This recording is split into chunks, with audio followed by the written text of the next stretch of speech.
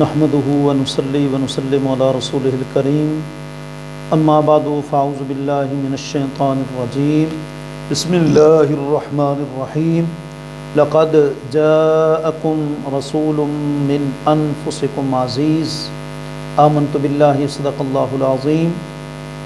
ناظرین، ناظرات، سامعین، سامعات، جیسا کہ آپ کو معلوم ہے کہ ماہ ربیع النور، ماہ ربیع الاول، ماہ سرور کی خوشی و مسرت کی زندگی آپ کی ہم سب کی گزر رہی ہے۔ آج کا ہمارا موضوع ہے آقا دو جہاں سید عالم صلی اللہ علیہ وآلہ وسلم کا بچپن۔ ہر ایک بچے سے بے نظیر و بے مثال بلکہ امتناع النظیر تھا۔ آقا علیہ السلام کا بچپن بلکہ حضور کی ولادت بے مثل تھی۔ حضرت حسان بن ثابت فرماتے ہیں خلقت مبرأ من کل عیب کأنک قد خلقت کما تشاء۔ اللہ نے آپ کو ہر عیب سے پاک پیدا کیا ہے۔ آپ کو معلوم ہے کہ جو بھی بندہ دنیا میں آتا ہے اس کی پیدائش سے پہلے ایک فرشتے کو حکم ہوتا ہے کہ جاؤ فلاں جگہ سے مٹی لو اور اس سے اس کا خمیر تیار کرو۔ اسی وجہ سے کچھ انسان سخت، کچھ نرم، یعنی کچھ گرم اور کچھ نرم، اور کچھ گورے، کچھ کالے، مختلف رنگ کے، مختلف طبائع کے انسان ہوتے ہیں۔ اس کی بنیادی وجہ یہی ہوتی ہے کہ جب آدم علیہ السلام کا خمیر تیار کیا گیا، مختلف طرح کی مختلف مقامات سے مٹی لی گئی، تو اس وجہ سے اولاد آدم میں بھی پھر ہر قسم کے اثرات موجود ہیں۔ ہر طرح کی مختلف طبیعتیں جو ہے، جمال بھی ہے، جلال بھی ہے، ہر طرح کی طبائع جو ہیں وہ موجود ہیں۔ لیکن سبحان اللہ، آقا علیہ السلام کی جب ولادت ہوئی تو کیا ایک عجیب، ولادت سے پہلے بھیجنے کی جب تیاریاں کی جا رہی تھی تو وہ ایک عجیب منظر تھا۔ سبل الہدی والرشاد کے صفحہ 30 کے اوپر اور وفاء الوفا کے اندر محدث ابن جوزی نے جو ہے وہ ذکر فرمایا۔ حضرت کعب الاحبار رضی اللہ تعالیٰ عنہ کا بیان ہے کہ جبریل امین کو حکم ہوا کہ جبریل، تم اور جنت الفردوس کے ملائکہ اور رفیق اعلیٰ، یہ ساری ٹیم جاؤ اور جا کر فلاں جگہ سے مٹی لے آؤ، جس جگہ پر آج آقا علیہ السلام کا وجود نبوت موجود ہے۔ آپ کی قبر اطہر روضہ انور مدینہ منورہ میں موجود ہے۔ تو جہاں سے مٹی لی جاتی ہے انسان کے خمیر کی، اسی مٹی میں انسان جو ہے وہ دفن ہوتا ہے۔ اس لیے جب کسی کو دفن کیا جاتا ہے تو پھر مٹی ڈالتے ہوئے قبر پر یہ پڑھا جاتا ہے منہا خلقناکم وفیہا نعیدکم ومنہا نخرجکم تارۃ اخری۔ اسی مٹی سے ہم پیدا ہوئے، اسی مٹی سے ہم نکالے جائیں گے جی۔ اور خلقکم من طین، اللہ نے فرمایا کہ میں نے تمہیں مٹی سے پیدا کیا۔ سبحان اللہ، آقا علیہ السلام کے لیے کہا گیا جبریل امین کو رفیق اعلیٰ کے اور دیگر جنت الفردوس کے ملائکہ کے جھرمٹ میں، جبریل جاؤ میرے محبوب کی ولادت کے لیے مٹی لے آؤ۔ تو مدینہ پاک کی سرزمین سے وہ مٹی لی گئی اور کہا گیا کہ ایسی مٹی لانا ہے جبریل کہ جو پوری کائنات کا دل ہو اور پوری کائنات کی رونق ہو اور پوری کائنات کا نور ہو۔ اس لیے تو ایک روایت میں آتا ہے جبریل امین نے کہا قلبت مشارق الارض ومغاربها لم ارى قبله ولا بعده، میں نے مشرق اور مغرب کی زمین چھان لی لیکن حضور کی مثل مجھے نہ حضور سے پہلے نبیوں میں ملی اور نہ بعد میں ملی۔ اس لیے علامہ جامی فرماتے ہیں لم یخلق الرحمن مثل محمد ابدا وعلمی انہ لا یخلق، کہ حضور کی مثل تو آج تک پیدا ہی نہیں ہو سکی، اور آپ فرماتے ہیں میرے علم اور تحقیق کے مطابق قیامت تک پیدا نہیں ہوگی۔ اعلیٰ حضرت عاشقوں کے امام، علمدار عشق رسالت، فنا فی الرسول، امام احمد رضا خان فاضل بریلوی علیہ رحمہ فرماتے ہیں لم یأت نظیرو کفی نظرم مثل تو نشد پیدا جانا۔ اللہ اکبر، وہ مٹی جو پوری کائنات کا دل ہوگی، پوری کائنات کا نور ہوگی جی، تو وہ پھر کیسی مٹی ہوگی؟ سبحان اللہ۔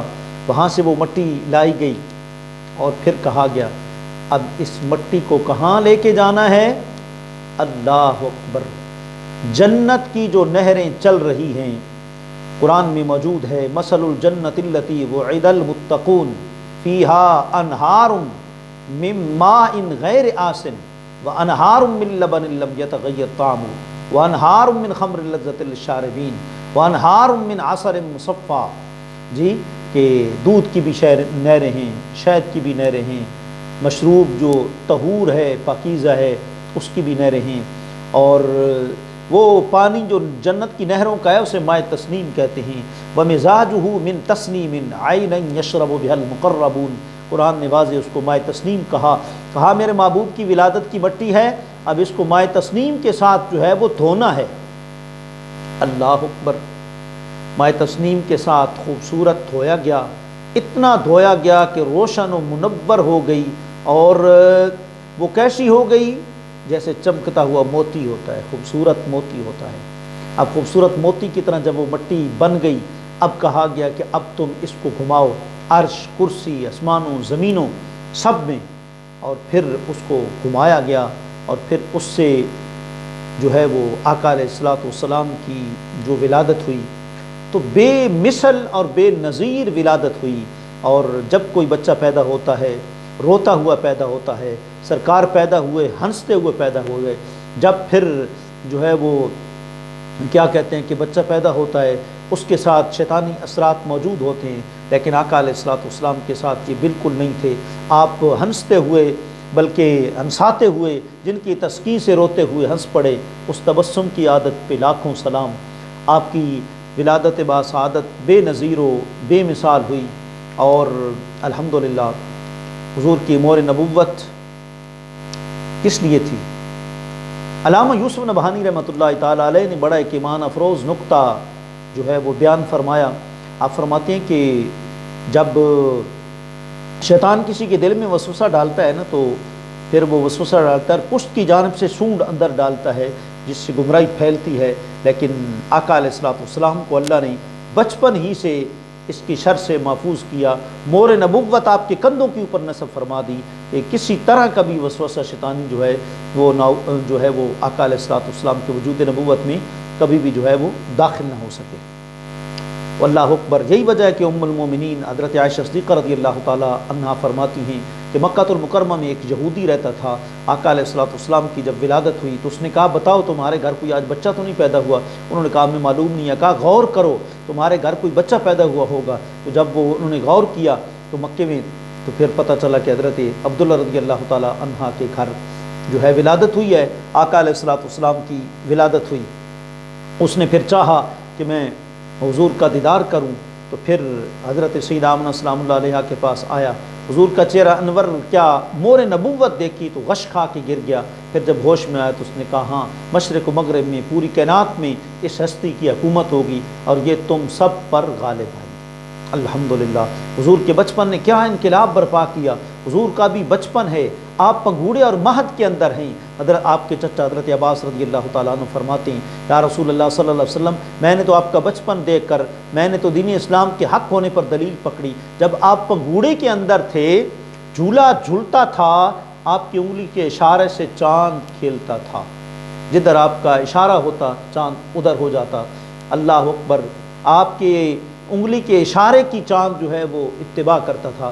حضور نے فرمایا ہاں عباس، چاند مجھ سے باتیں کرتا تھا اور مجھے کہتا تھا کہ آپ نے رونا نہیں ہے، اور جب وہ سجدہ کرتا تھا جو ہے وہ عرش کے نیچے، تو اس وقت بھی میں اس کی پیشانی سے آواز جو ہے وہ سنتا تھا۔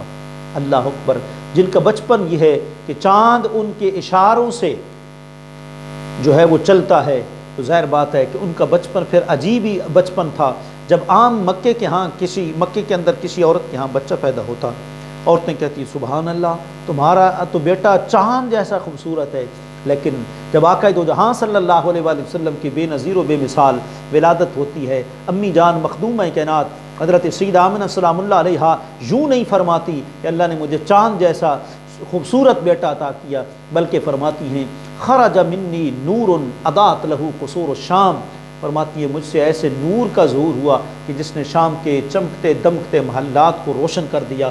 بلکہ حضور کی ولادت ایسی تھی کہ بچپن میں کات سالی ہو گئی مکے کے اندر، تو جو ابو طالب تھے وہ آپ کو لے کر گئے دیوار کعبہ کے ساتھ، حضور کی پیٹھ لگی، کات سالی تھی تو چاروں طرف بادلوں کے نشان نہیں تھے، لیکن حضور کے وجود نبوت کی برکت سے الحمدللہ چاروں طرف جب بارش برسنے لگی اور ہر طرف جنگلوں میں پانی سیراب کر گیا، تو اس وقت جو ہے وہ کہا گیا کہ وَأَبْيَضُ يُسْتَسْقَى الْغَمَامُ بِوَجْهِهِ، جی وَأَبْيَضُ يُسْتَسْقَى الْغَمَامُ بِوَجْهِهِ، کہ آپ کا خوبصورت چہرہ ہے اور اس چہرہ انور کے وسیلے سے اللہ نے بارش عطا فرمائی ہے۔ اللہ اکبر۔ اور آپ کیا ہیں؟ اللہ اکبر۔ سمامۃ للیتامی عصمۃ للارامل، آپ جو ہے یتیموں کا جو ہے وہ سہارا ہیں اور بیواؤں عورتوں کی آپ نگہبانی کرنے والے ہیں۔ اللہ اکبر۔ یہ آپ کا جو ہے بچپن تھا، بچپن کا ایک ایک لمحہ سرکار کا انوکھا، بے نظیر و بے مثال تھا۔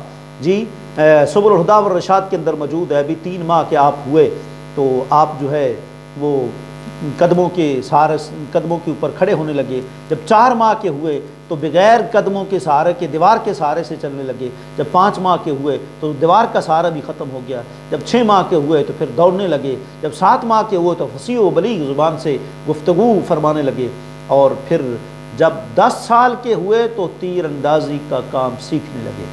جی غرض کے حضور کا جو بچپن تھا، آپ نے فرمایا جب شق صدر ہوا، میرا سینہ چاک کیا گیا، اس کے بعد اللہ نے مجھے اتنی طاقت عطا فرمائی، یہاں تک کہ 10 بندوں کا میرے ساتھ مقابلہ کیا جاتا تھا تو میرا وزن پھر بھی بھاری ہوتا تھا۔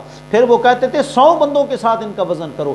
جب اہل مکہ 100 بندوں کے ساتھ میرا وزن کرتے تھے میں پھر بھی بھاری ہوتا تھا۔ پھر وہ کہتے تھے ان کے ساتھ اگر پوری امت کا وزن کرو گے پھر بھی یہ سب پر بھاری ہوں گے۔ اللہ کریم حضور کا جیسے بے نظیر و بے مثال بچپن تھا، حضور کی زندگی کا ایک ایک لمحہ بے نظیر و بے مثال تھا۔ اللہ ہمیں حضور کی سچی سچی غلامی، سچا سچا عشق، سورت سیرت کے تذکرے کرنے کی توفیق عطا فرمائے۔ وآخر دعوانا الحمدللہ رب العالمین۔